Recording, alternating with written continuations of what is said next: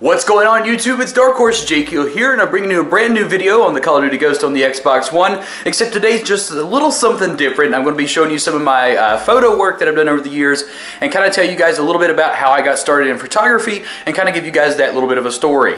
Man, I look god-awful in HD, probably most likely, so I'm going to go ahead and cut over to my photos and stuff, and I'll see you guys in just a bit. Well, today I want to talk about photography, which has been a huge impact in my life over the past 7-8 years, I guess. So to get started, I want to tell you about how I got started in photography and what really kick-started this whole career in a few of the places that it has taken me over the years. So the way I got started in photography was about 2007. I got into a really toxic relationship, and it was really bad times, and you know, we just were not meant to be together. We were both kind of young. But anyhow, I got started in photography in that relationship because I wanted to take more photos of us, and you know, we were going to, like, you know, get-togethers and things like that, and you know, just to have photos together. That, you know, that's what couples do. They take photos of one another. So that's why I really got started. I got a camera for that sole reason. And when we would have problems throughout the time of our relationship, you know, fighting and whatnot, I would drive to different places, and, you know, just leave my cell phone in my vehicle, and I would just go out and take photos. And I really enjoyed this because it gave me a chance to, you know, be alone and to just kind of forget about everything, and all I thought about was what I was photographing and, you know, trying to get better at photography and stuff, I guess. So I started pursuing photography on my own, just in my own free time, teaching myself and everything. And I did that until about 2009, August of 2009. I did start upgrading cameras and stuff, and I think the first semi-best camera I ever bought was a Nikon D40. Yeah, then I decided at one of the jobs I was working at that it was time to go back to school and try to pursue an education and a career that I wanted to do, and that just happened to be photography. So I entered photography school.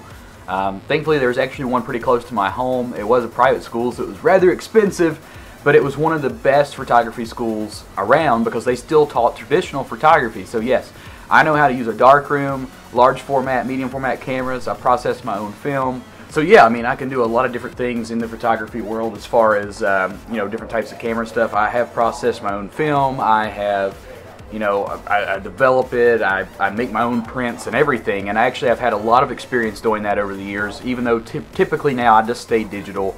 I actually had my own darkroom and photo studio for the past year, but I kind of put that aside to pursue other things. And in reality, as a photographer with the type of work I do, I don't need a photo studio because I don't do portraits and things like that. I work for businesses, organizations, like musicians and things like that. Some of the things I've done over the years, I've done work for Old Navy, NASCAR. I went to Haiti and photographed right after the earthquake that happened over there. I have also, you know, done various work for music festivals, schools, all kinds of stuff. I mean, you name it, I've probably done it over the years. And that's the stuff that was most interesting to me. I just love to be able to travel and to meet people and to be getting paid while I did it. You know, getting paid to do something that I absolutely love to do. Recently, I've kind of, not necessarily lost interest in photography, but I've kind of put it on hold for a little bit because I'm trying to pursue things and do things, and the photo in my area, you got to understand that I live in a small town area, and people around here really do not understand the benefit of paying for nicer services and stuff. So a lot of times you don't actually get, you know, out of it what you need to get out of it to survive or whatever. It's not even like a want or a need choice at this point.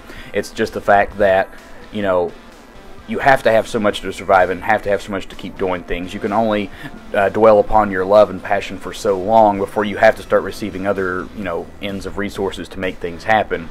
And that's what it is with photography. So that's one of the reasons I'm, you know, trying to pursue other things so that I can keep that alive and thriving and stuff. I mean, I still get jobs and everything that pay well and take care of the business, but you know, a lot of times I have to travel out to do that because my area just doesn't have that opportunity around here. So that's one of the things there. But some of the photos you're seeing in the video and stuff are, these are photos that I've done for either personal projects or maybe for clients or other things like that. So obviously today wasn't a video about Call of Duty or any type of gaming. This is strictly about me and my photography and things like that. If any of you guys out there do photography or anything like that, I would definitely love to see your portfolios, your work. I'd love to talk to you or share things with you.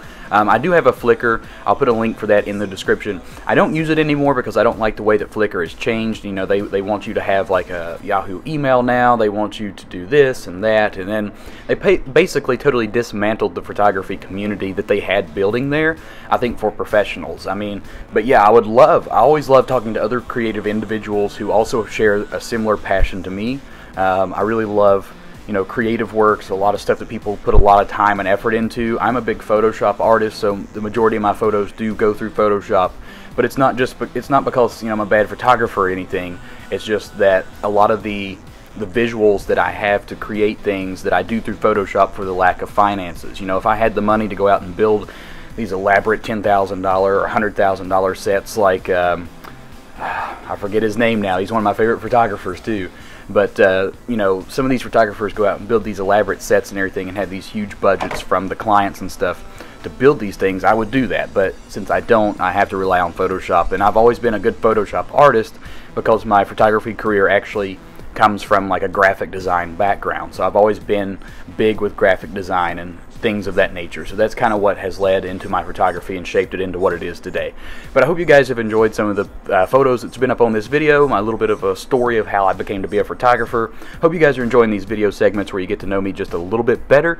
But guys, that pretty much does it for this video today here on YouTube. YouTube, as always, you know what time it is. Let's rage.